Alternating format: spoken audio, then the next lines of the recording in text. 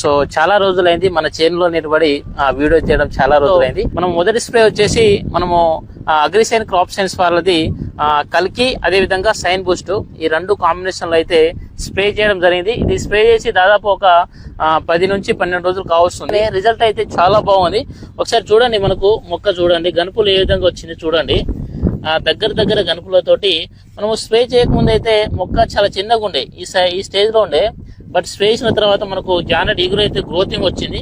గ్రోతింగ్ తో పాటు మనకు సైడ్ బ్రాంచెస్ కూడా చాలా మంచిగా వచ్చింది, చాలా నీట్గా ఉంది, చాలా బాగుంది. ఏ చెట్టు చూసినా కానీ చూడండి, మంచి సైడ్ బ్రాంచెస్ తో మనకు మంచిగా గ్రోతింగ్ వచ్చింది.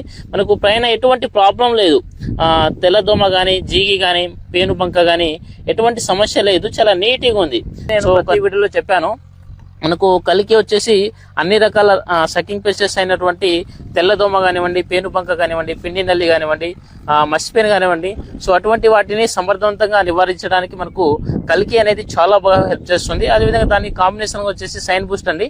సో ఇది వచ్చేసి మొక్కకి ఒక ఇమ్యూనిటీ పవర్ ని పెంచుతుంది. మనకు మంచి గ్రోతింగ్ రావడానికి, మొక్క మంచిగా హెల్తీగా పెరగడానికి, మనకు మంచి సైడ్ బ్రాంచెస్ రావడానికి, గ్రీనరీస్ గా రావడానికి మనకు చాలా బాగా హెల్ప్ అవుతుంది. సో ఈ రెండు కాంబినేషన్ లో కనుక స్ప్రే చేసినట్లయితే మనకు మంచి గ్రోతింగ్ తో పాటు మనకు అన్ని రకాల సకింగ్ పెస్టెస్ ని సమర్థవంతంగా నివారించడానికి చాలా బాగా హెల్ప్ అవుతుంది.